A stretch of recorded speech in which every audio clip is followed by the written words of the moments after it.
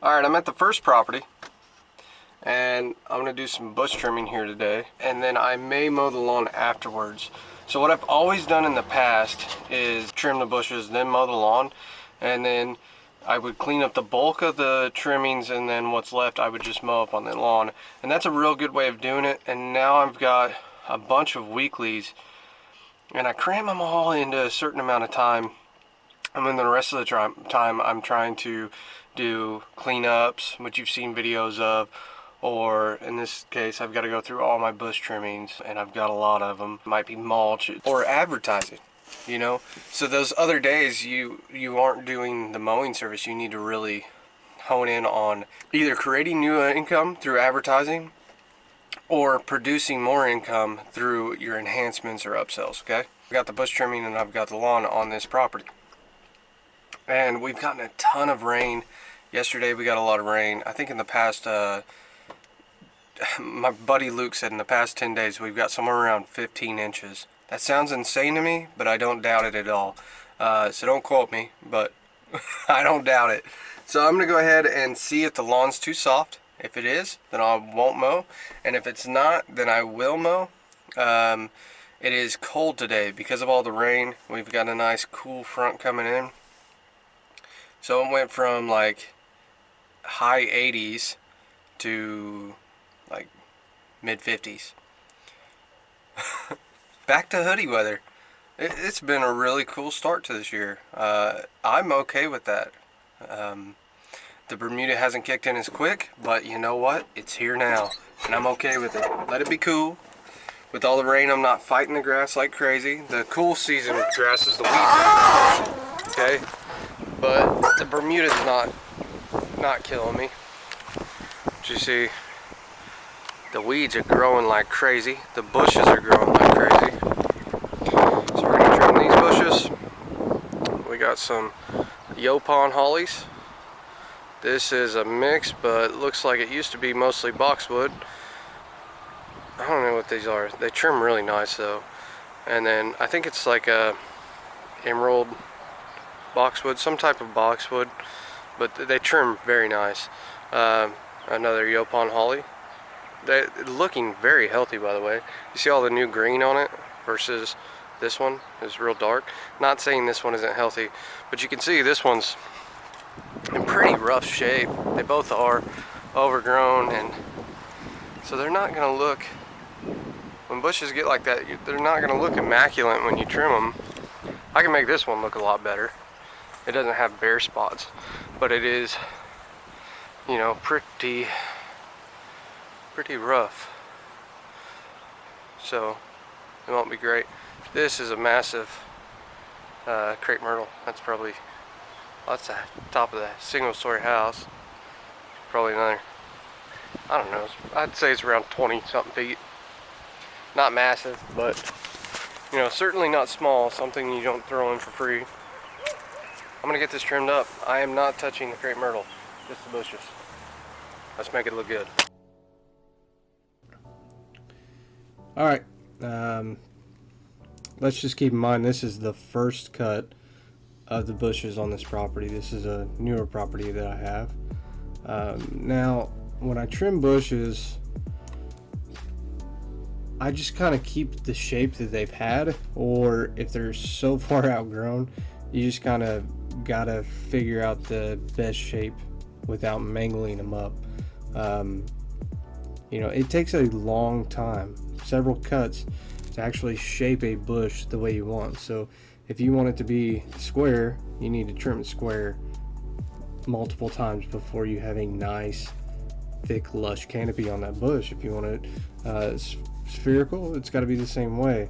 So like if you look at this holly up top, above where I'm trimming right now, you'll notice it's pretty rough.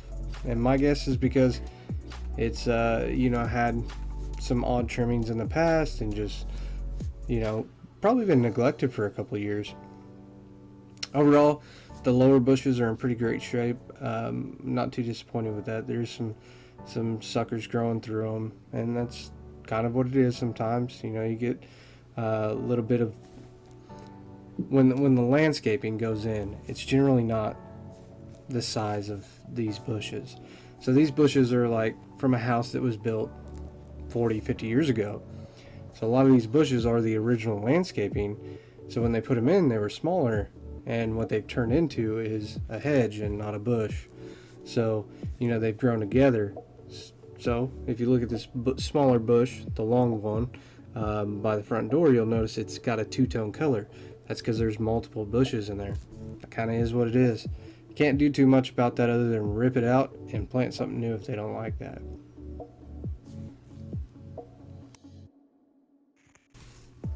Alright, on these taller hollies, so most bushes I can trim without getting off the ground.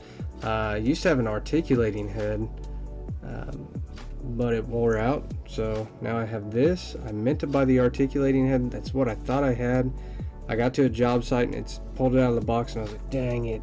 So at that point, hey man, I'm there to make money, and it kind of is what it is. So when it wears out, I'll buy a new one and I'll get the articulating head again. It definitely makes situations like this much easier. This is a pretty tall holly.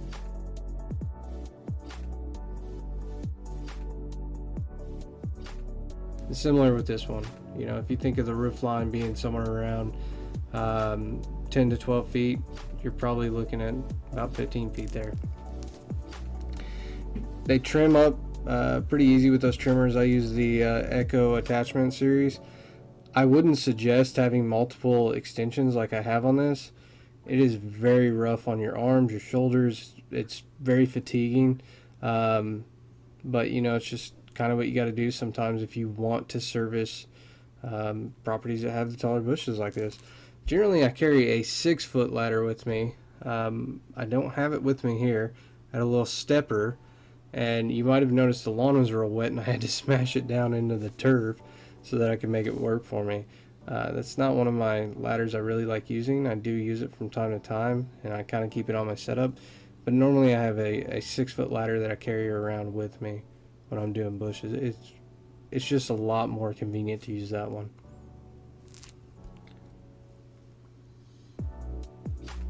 So what I'm doing here, you may have seen this in my other videos, is I will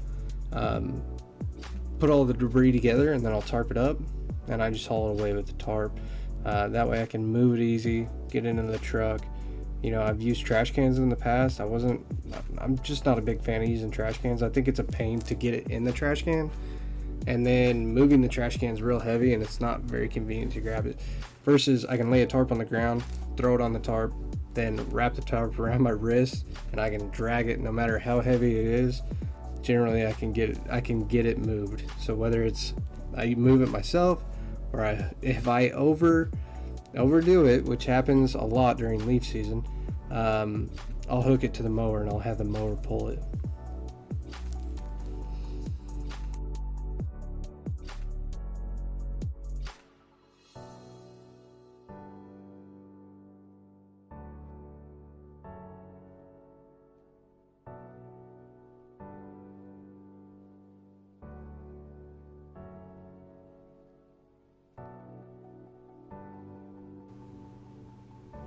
Okay, now that I've got all that debris on the tarp, I'm just going to put the last little bit onto the turf, and since the turf is dry enough, I'm going to go ahead and mow it. I'm going to start with the edging and weed eating first. Normally, I'm wrong. I'm going to mow it. I was going to say normally I mow, then I'll edge and weed eat. I almost never leave a piece of equipment out like that. I believe just because I was doing the bushes, I only did the front this time. I do not like leaving equipment unlocked. I've had a lot of equipment stolen from me in the past, and it happens very quickly. I don't mow certain sections of my town because of it. I actually created my borders around my theft experiences, and that's just kind of how I roll with it. I don't want to, what's the point in working if you're going out and you got to buy a new $400 piece of equipment all the time? You just feel like you never get to where you're moving forward, especially in that very beginning stage when you're not making a whole lot of money. That can be a heavy hit to take.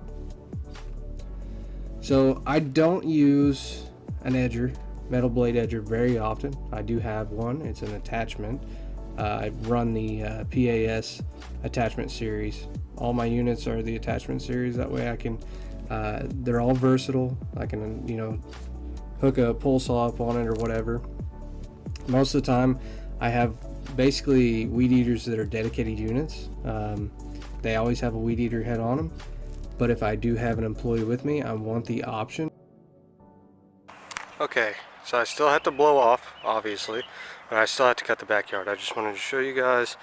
Now, the bushes are trimmed for the first time. And I mean, it looks sharp. This one's got an odd shape. Like I told you in the beginning, it's got an odd shape.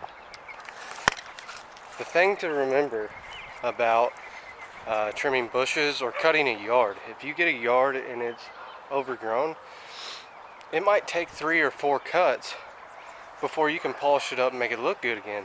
It might take all year. Now the same thing goes with bush trimming. This is the first time I've ever trimmed the bushes at this property. I just picked it up this year. And the thing is, it wasn't very well maintained. So it was a little overgrown, as well as it was poorly trimmed before. And that's okay. I mean, that's just is what it is. Homeowners don't have the same access to the tools you have. So after trimming it once, it's in much better shape, much better health. And then when I go to trim it again, the canopy will come out a little more, and I can, in the areas where it's low, it'll start to thicken up, and I can start getting a nice shape to it. And the same thing with the bushes. The bushes are in decent shape, actually. So I'm not disappointed with the bushes. They're about as good as you can make them. Now over here, I talked to her, okay? There's a lot of sucker trees growing in here. And in this scenario, you could do one of two things. You could cut them out, and, which would solve the problem of the trees being in there. But it would cause another problem by making bare spots. I mean, very, very large bare spots, okay? And that whole section's a tree. And if I were to cut that out, this, you can see this whole section's sucker trees. And over here, this top half's sucker trees. And it's all the way through here. So it would be very, very ugly if I cut it out. So I discussed with the homeowner, and I left that up to them. I said, look, I can cut this out, and it will cause it to look very poor. Or, at a glance from the street, if you're not a landscaper, you just don't know. So it doesn't matter. You get what I'm saying? Sometimes that's how you handle the scenario. If she wanted to make that look good and make it look good quick, we would need to either rip those all out. We would need to rip them out and replace them is what we would have to do, okay? So, that comes down to what the customer decides. Obviously, you have to share your opinion as a professional with them, but it does come down to what the customer decides. Check this out. You probably noticed I edged with a string trimmer, right? It's not incredibly, I mean, it's very straight. From the road, you would never know it was a string trimmer. There may be little variances. Don't get caught up on what other people, this audio is going to be horrible. You guys have a good one.